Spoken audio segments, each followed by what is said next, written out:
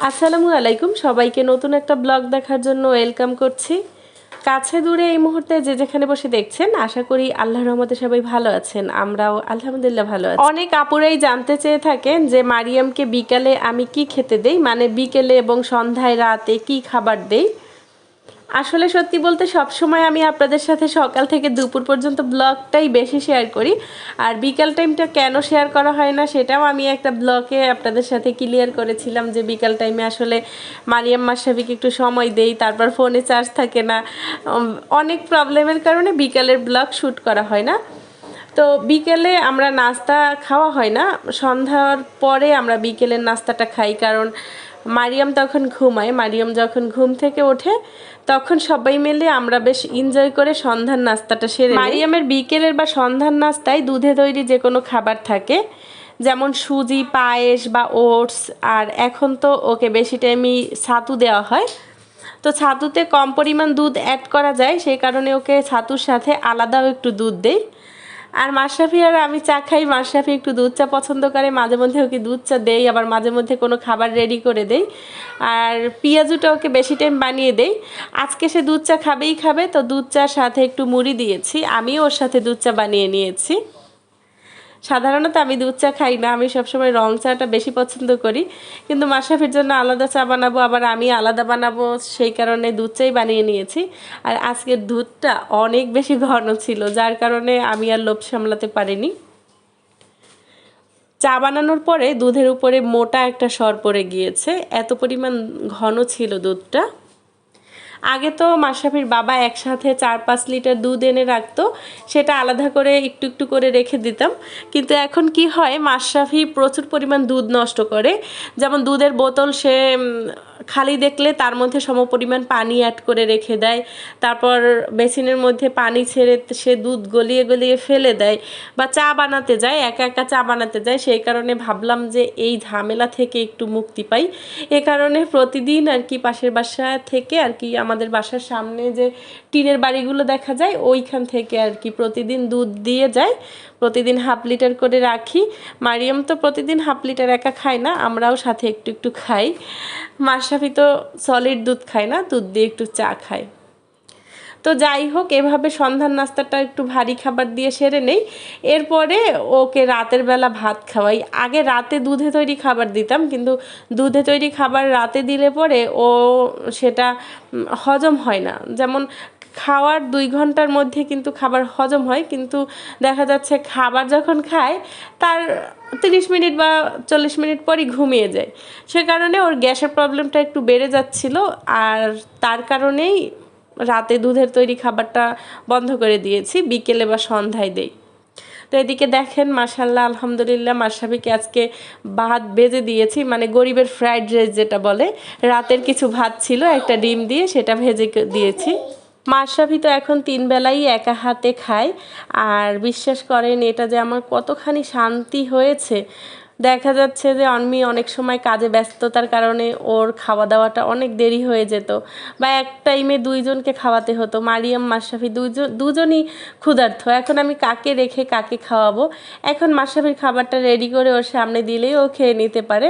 তো আলহামদুলিল্লাহ আলহামদুলিল্লাহ, এই এতটুকুতে যে আমার কতটা শান্তি হয়েছে বলে বোঝাতে পারবো না। আর মাশরাফিকে খাবারটা দিয়ে মারিয়মের খাবারটাও নিয়ে এসেছি। মারিয়মের জন্য আজকে পটল, আলু এবং মিষ্টি কুমড়া দিয়ে খিচুড়ি রান্না করেছি। সকাল টাইমে মারিয়মকে খিচুড়িটাই খাওয়ানো হয়। গত ব্লগে আপনারা দেখেছিলেন যে আমি কচু রান্না করেছিলাম, মানে কচুর মাথার অংশ রান্না করেছিলাম, আর নিচের যে অংশটা সেটা থেকে গিয়েছিল। আর এই নিচের অংশটা 3-4 ভাবে রান্না করা যায়। কেটে ফুলের মতো বড়া করা যায়, তারপর কুচিয়ে এটা থেকে ডাল দিয়ে বড়া করা যায়, আবার শুধু শুধু এটা কুচিয়ে চিংড়ি মাছ দিয়ে ভাজি করা যায়। তো কচুর যে কোনো আইটেম আমার কাছে এত বেশি ভালো লাগে। আমি যখন প্রেগনেন্ট ছিলাম, মানে মারিয়াম যখন আমার পেটে ছিল, তখন আমার ভীষণ রকমের কচু খেতে মন চাইতো। সব সময় খালি কচুর প্রতি আমার একটা অন্যরকম দুর্বলতা কাজ করতো। তো মাশরাফির বাবা তো সব সময় আমাকে বলেছে না কচু খাওয়া যাবে না, কচু খাইলে পরে অ্যালার্জি বাড়বে, এই টাইমে অ্যালার্জির ওষুধ খাওয়া যাবে না, এভাবে বোঝাতো। তো কে শোনে কার কথা, আমার তো কচুই খেতে হবে, কচুই খাবো। তো কচু তো মাশরাফির বাবা আনতো না, আমি খালাকে দিয়ে এদিক সেদিক থেকে কচু ম্যানেজ করাতাম। আবার এইখানকার যে আমার মা আছে সে কচু শুটকি এগুলো রান্না করে আমার বাসায় রেখে যেত একসাথে অনেকগুলা। কচু খাওয়ার পরে লাস্টে যখন আমার অ্যালার্জির প্রবলেম দেখা দিয়েছে তখন ডক্টরের কাছে জিজ্ঞেস করেছি যে কচু খেলে আমার অ্যালার্জি হয়, এর কি কোনো মেডিসিন আছে কি না। তো মেডিসিন তো আমাকে দিয়েছে, তারপর বলেছে যে জিনিসটা খেলে আপনার প্রবলেম হয় সেটা আপনি কেন খাবেন। তো আমিও তখন হেসে দিয়ে বলছি যে আমার তো খেতে মন চাই কচু। তখন ডাক্তার অনেক হেসেছিল আমার এই কথাটা শুনে। তো যাই হোক, অনেক আপুরাই আমার কাছে জানতে চেয়েছিলেন মারিয়ামের মাছ আমি কি ভাজি না না ভাজা রান্না করি। তো মারিয়ামের মাছটা আমি ভাজি না, আমাদের মাছগুলো আমরা একটু হালকা ভেজে নেই, কারণ ভাজা ছাড়া মাছ মাশরাফির বাবা একদমই খেতে চায় না। তাই আমাদের মাছগুলো আমরা ভেজে নেই আর মারিয়ামের মাছটা আলাদা করে রেখে দেই। আর এই যে কচুটা আমি কুচিয়ে নিয়েছি সেটা চিংড়ি মাছ দিয়ে রান্না করব। আর বিশ্বাস করেন কচুর যে এই চিংড়ি মাছ দিয়ে এই রান্নাটা এত বেশি মজা যে এটার কাছে মাছ মাংস আমার কাছে অত বেশি ভালো লাগে না, এই কচুটা আমার কাছে এত বেশি প্রিয়। তবে এই রান্নাটা কিন্তু আমি শিখেছি জামালপুর এসে। জামালপুর আসার আগে আমি কখনো জানতামই না যে কচু এভাবে বাজি করে খাওয়া যায়। আমাদের ওইদিকে এই কচুটা চিংড়ি মাছ দিয়ে ঝোল ঝোল রান্না করে বা মাখা মাখা রান্না করে, বা চিংড়ি মাছ দিয়ে কচু আর চিংড়ি মাছ ভেজে তারপর রান্না করে গোল গোল কেটে। এভাবে যে কুচি করে খাওয়া যায় সেটা আমি জানতাম না। আর এইটা কুচি করার পর দেখতে এত বেশি ভালো লাগে। তা আমি যখন রান্নাঘরে বসে বসে কচুটা কুচি করে রেখেছিলাম তখন আমি ফেসবুকে একটা পোস্ট দিয়েছিলাম যে এই প্লেটে কি রাখা, এগুলা কে বলতে পারবে, 99% লোকই ভুল করবে। কিন্তু যেই কথা সেই কাজ, 99% লোকই ভুল করেছে। সবাই বলেছে নারিকেল কোড়া, কেউ বলেছে চিজ, কেউ বলেছে ডিম গ্রেট করা, কিন্তু কারো কথাই তো হয় না। আপু জানতে চেয়েছিলেন আমি কতটুকু হলুদ ভাঙিয়েছি। এখানে আমি 1 কেজির একটু বেশি পরিমাণ হলুদ ভাঙিয়েছি। 1 কেজির একটু বেশি পরিমাণ হলুদ এবং 1.5 কেজি মরিচে আমার 1 বছর চলে যায়। আর এই বাসায় যেহেতু আমি এগুলো সব কিছু রেডি করে তারপর ভাঙিয়েছি, যেমন মরিচগুলো আমি একদম ভালো করে ধুয়ে রোদে শুকিয়ে তারপর ভাঙিয়ে নিয়েছি। বাজারের যে ভেজাল জিনিসগুলো সেগুলো আসলেই আমাদের শরীরের জন্য অনেক বেশি খারাপ। তো একটু কষ্ট করলে দেখা যাচ্ছে 1 বছরের জন্য একদম নিশ্চিন্ত। এরপর 1 বছরের মধ্যে আমার আর কোনো মশলা কেনাও লাগবে না বা বাসায় তৈরি করাও লাগবে না। 1 বছর পর আবার একদিন কষ্ট করে ভাঙিয়ে নিলে সেটা সারা বছর খাওয়া যাবে। এই যে মাছ যখন আমি ভুনা করি তখন যেই 2 পিস মাছ মারিয়ামের জন্য এক্সট্রা করে রেখে দিয়েছিলাম ওইটা একটু মশলার সাথে ভালো করে ভুনিয়ে নিই। যেহেতু আমি সব মাছ একসাথে রান্না করব তাই এই মাছটা একটু ভুনিয়ে নিয়েছি, নয়তো বা একটু কাঁচা কাঁচা গন্ধ করতে পারে, বাকিদের খেতে প্রবলেম হবে, তাই আগে একটু ভুনিয়ে নিই। এরপরে এর সাথে পানি অ্যাড করে তারপর বাকি মাছগুলো দিয়ে এভাবেই রান্না করব।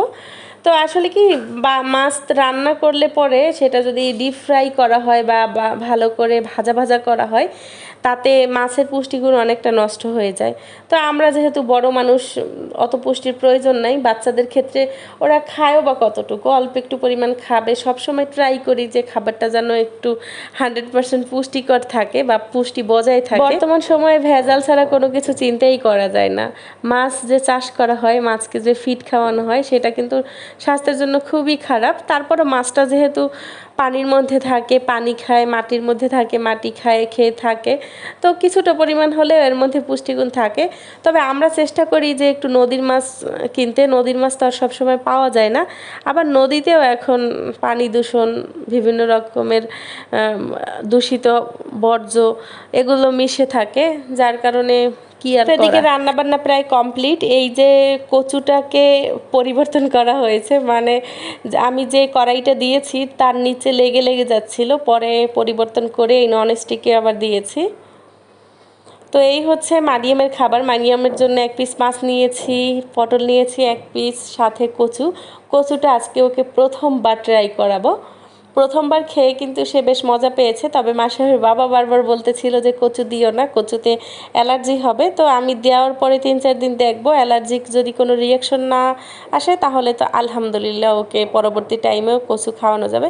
কচুতে কিন্তু অনেক বেশি পুষ্টি আছে, ভিটামিন এ ভরপুর একটা সবজি, কিন্তু অ্যালার্জির জন্য এটা অনেকেই খেতে পারে না। যেমন মাশরাফির বাবা এটা দেখলেও তার শরীর চুলকায়।